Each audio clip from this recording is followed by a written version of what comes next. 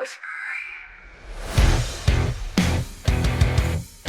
right, so today we're going to really dig into this Lex Fridman interview with Donald Trump. Yeah. If you want to understand, what makes Trump tick communication-wise, this interview is like a masterclass. Oh, yeah, definitely. I mean, Lex Fridman is known for these super in-depth conversations. He's had all sorts of people on his show, like scientists and tech leaders, and now... He's got a former president. Which is, yeah, it's crazy. And, the thing is with Lex, he really lets his guests talk. It's not like these short little soundbite interviews. It's like 2.5 hours of Trump completely unfiltered. Yeah, you really get to see how his mind works. Whether you love him or hate him, you got to admit, the guy's fascinating. There's a reason he's been in the spotlight for so long. Yeah. And I think a lot of it comes down to the way he communicates. Oh, absolutely. So let's break it down. One thing that really struck me was how much he talks about winning. It's like this constant theme throughout the interview, almost like a mantra. Right. And it's not just about being competitive, It's deeper than that. Remember that story he told about his friend who's always thinking about death? The TikTok guy? Yeah, that was a little dark, wasn't it? Yeah, but he used it to make a point. He's saying, I'm not focused on death, I'm focused on winning. It's like he sees winning as a way to leave his mark on the world. So it's almost like this existential thing for him. He needs to win to feel alive. Exactly. And that mentality influences everything he does. How he talks about how he could have done a number on Hillary Clinton but chose not to. Ooh, that was kind of a chilling statement. It was, and it gives you a glimpse into how he sees power. For him, it's all about winners and losers, and he's determined to be on the winning side. Okay, so that's a bit intense. Yeah. But speaking of winners and losers, let's talk about his take on the current political landscape. I mean, he doesn't exactly hold back when it comes to Biden and Harris. Oh, yeah, he goes right for the jugular. He calls them terrible, says Biden just goes to the beach and that Harris couldn't handle an interview. Yeah, he definitely doesn't mince words. Yeah. But do you think that's effective? I mean, it obviously fires up his base, but it also alienates a lot of people. That's the thing about Trump. He's a master of division. He creates these narratives of us versus them, good versus evil. And it works because it taps into people's anxieties. Like the anxiety of losing power or being left behind. Exactly.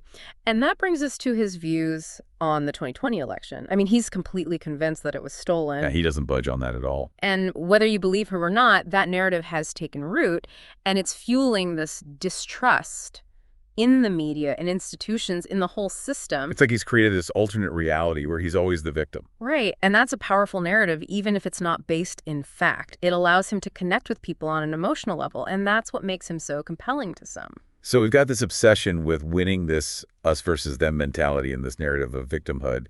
Where does foreign policy fit into all of this? Well, think about how he talks about the war in Ukraine. He says he could have stopped it, that he has a plan, blames Biden for Afghanistan. It's all about projecting strength and decisiveness. Like he's the only one who can fix things. Exactly. And that resonates with people who are looking for simple solutions to complex problems. But then there's this other side of him that we see in the interview, too. He talks about marijuana legalization, UFOs, the Epstein client list. It's all over the place. Yeah, it's a wild mix of topics, but I think it's part of his strategy to stay relevant. He throws these things out there to appeal to different audiences, and it keeps people guessing. It's like he's always got to be in the spotlight. Exactly. He's a master of controlling the narrative. Okay, but let's be real here. This isn't all fun and games. There's a darker side to his communication style that we need to address. You're talking about his combative nature. Exactly. Like when he calls his opponents evil people or says he'll fight fire with fire. Yeah, that kind of language is dangerous. Yeah. It can incite violence and escalate divisions. And it's not just the words. It's the message behind them. Like he seems to really relish this idea of being a fighter. Yeah, he's selling this image of the fearless warrior who's not afraid to break the rules. And for some people, that's really appealing. They feel like the system has failed them. Exactly. And that's why his message can be so seductive. But it's a dangerous game to play.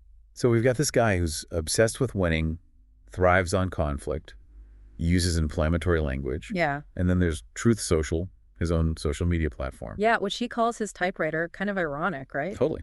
But it's actually pretty clever.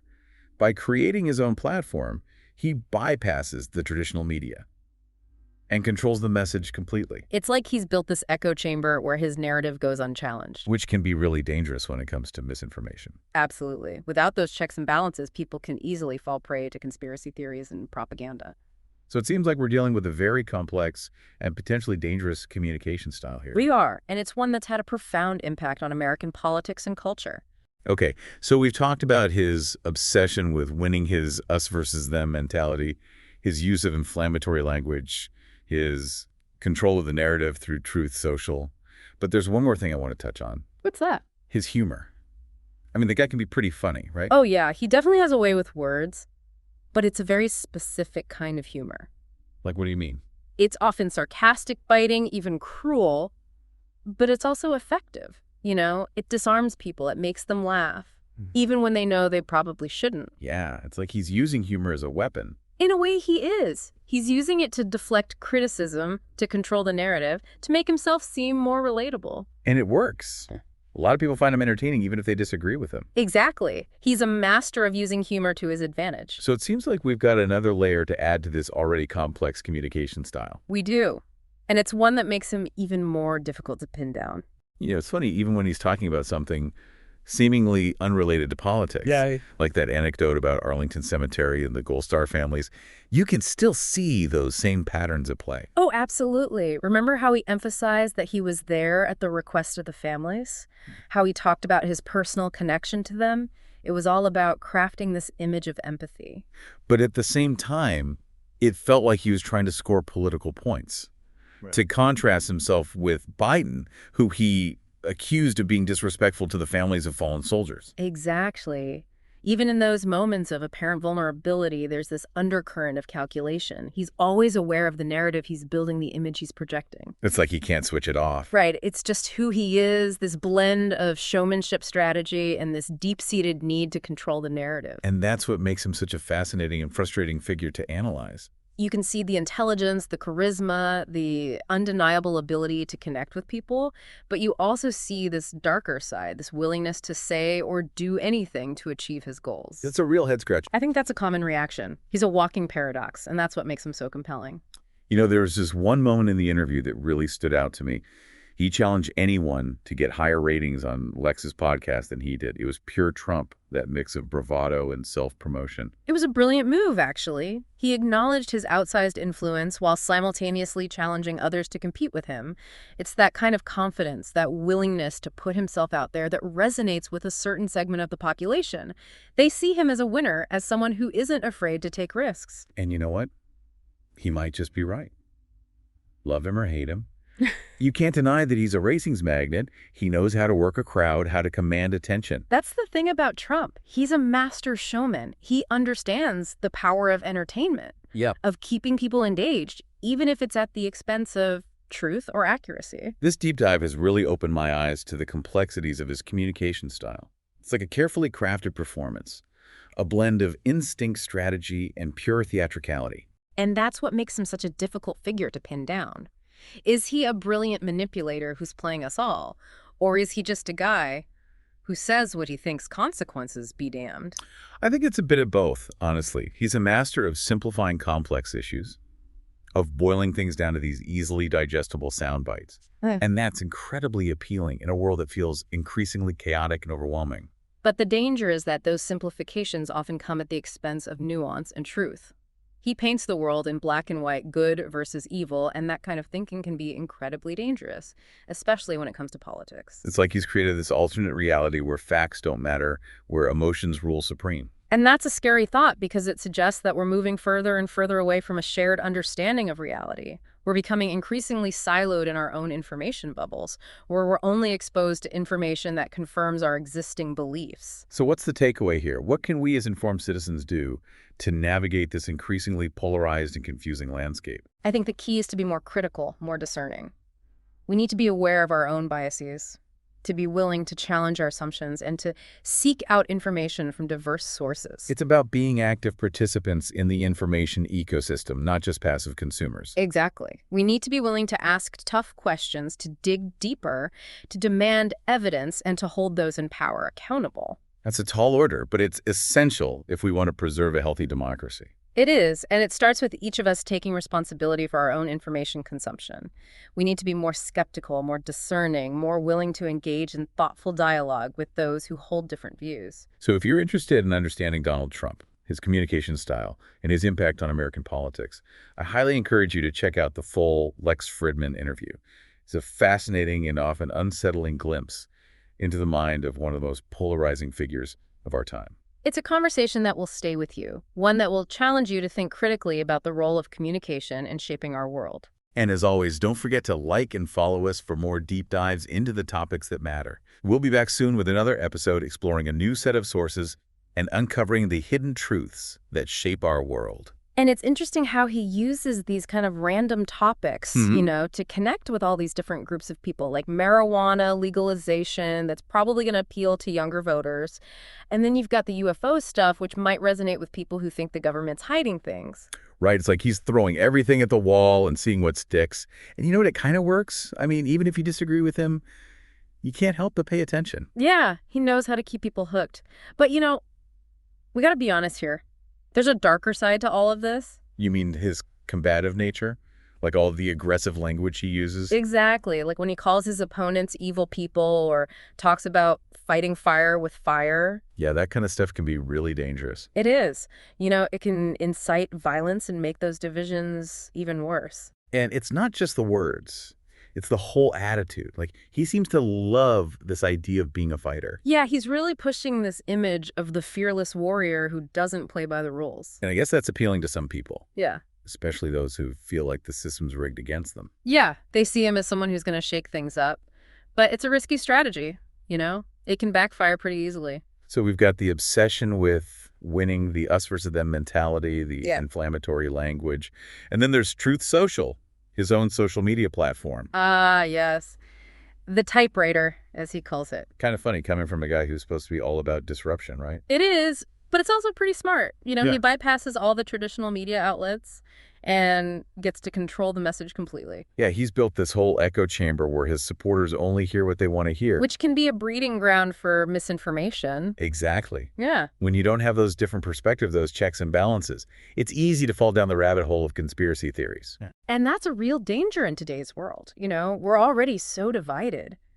And this kind of stuff just makes it worse. So it seems like Trump's communication style is this really potent mix of charisma, aggression, and manipulation. Yeah, he's a master playing the media, playing the public, and it's been incredibly effective for him. But it's also had some pretty serious consequences for our political discourse.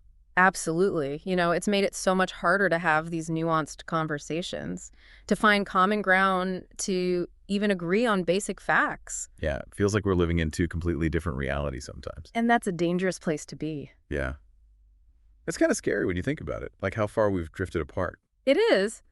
But, even with all the negativity, the division, I think there's still hope. Really? You think so? I do. I think people are starting to realize that this constant fighting, this us versus them mentality, it's not getting us anywhere. We're all in this together, whether we like it or not. Yeah, I guess that's true. Yeah. So what can we do? How do we bridge this divide? Well, I think it starts with listening, really listening to each other, even when we disagree. Trying to understand where the other person is coming from, even if we don't agree with them. That's tough, though. Yeah. It's easy to get caught up in our own beliefs, our own anger. It is. But it's important to remember that we're all human beings at the end of the day. We all have our own experiences, our own perspectives, and none of us has all the answers. So it's about being humble, being open to the possibility that we might be wrong. Exactly. And being willing to change our minds when presented with new information. I guess that's what makes this Lex Fridman interview so valuable. It challenges us to think critically, to question our assumptions, to see things from a different perspective. It does. And it reminds us that even someone as polarizing as Donald Trump has something to teach us about communication, about persuasion, about the power of storytelling. Yeah, it's funny. Even though I disagree with him on a lot of things, I got to admit, I kind of admire his ability to connect with people. Oh, absolutely. He's a master communicator. Whether you like him or not, you can't deny that. So I guess the takeaway here is that we need to be more aware of how we communicate, how we consume information, how we engage with those who hold different views. Yeah, it's about being more thoughtful, more intentional, more responsible. And maybe a little less quick to judge. Exactly. We need to remember that behind every opinion, every belief, there's a human being. And that human being deserves our respect, even if we don't agree with them. Well said. So if you're interested in learning more about Donald Trump, his communication style, and his impact on American politics. I highly recommend checking out this Lex Fridman interview. It's a fascinating and often unsettling glimpse into the mind of one of the most polarizing figures of our time. It's a conversation that will stay with you, one that will challenge you to think critically about the world around us. And that's what we're all about here, on Deep Dive, challenging assumptions, exploring different perspectives, and trying to make sense of this crazy world we live in. So thanks for joining us on this deep dive. And don't forget to like and follow us for more episodes. We'll be back soon with another interview, another topic, another chance to dive deep into the issues that matter. Until then, stay curious, stay informed, and stay engaged. Whispering.